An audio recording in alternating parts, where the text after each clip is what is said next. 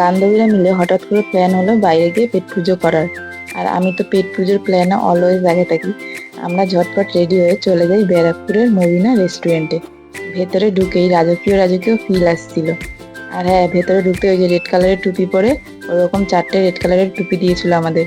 ওই টুপিগুলো পরে আমাদের 4জনকে যা লাগছিল দেখতে, তাই আর ভিডিওতে দেখাইনি। আর এই দরবারে বসে খাওয়ার মজাই কিন্তু আলাদা। আর আমরা যেহেতু ফার্স্ট টাইম এই দরবারে বসে খাবো, সেই আনন্দে কাকন একটু পোজ দিচ্ছিল, ওর সাথে সাথে আমিও একটু পোজ দিলাম। আর হ্যাঁ, ওই যে বসে আছে ব্যক্তিটি আরবের রেস্টুরেন্টে গিয়েও অফিস করছিল ফোনে, ওর এত কাজ ভাই।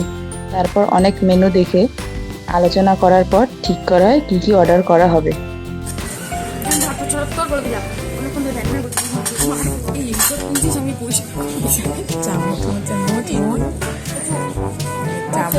পালা চলছে।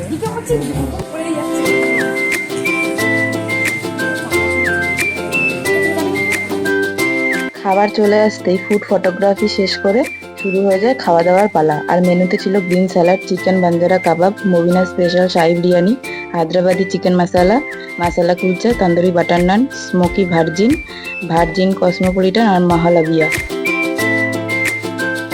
বলবি? হ্যাঁ, বলছিলাম যে একটু আগে তো লেটটা হলো,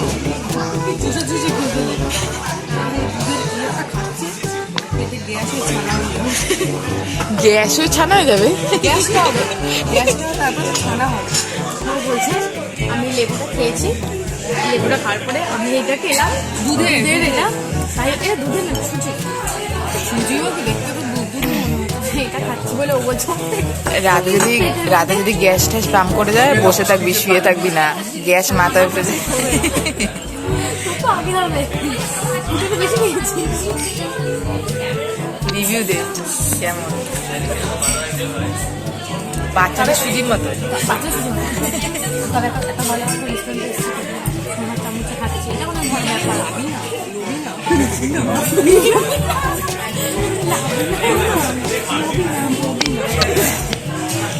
খাবার খাচ্ছে নাম জানে না। ওরেও গ্যাসে বমি করে।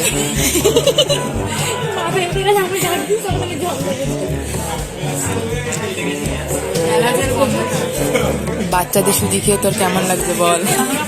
আর মুখের সামনে ঢোকা আমার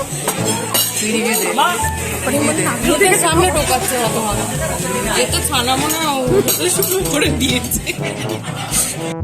আর দেখো, কোনো রেস্টুরেন্টে গিয়ে যখন শেষ পাতে টিকটিকি লজেস দেবে, আমি তো টিকটিকি লজেস বলি, তোমরা কি বলো জানি না, তখন এরকম ভর্তি করে চামচ ভর্তি করে 2-3 চামচ খেয়ে নেবে। আমি ভদ্রতা দিয়ে ওখানে একটাই দেখালাম, 1 চামচই দেখালাম, কিন্তু 2-3 চামচ খেয়েছিলাম।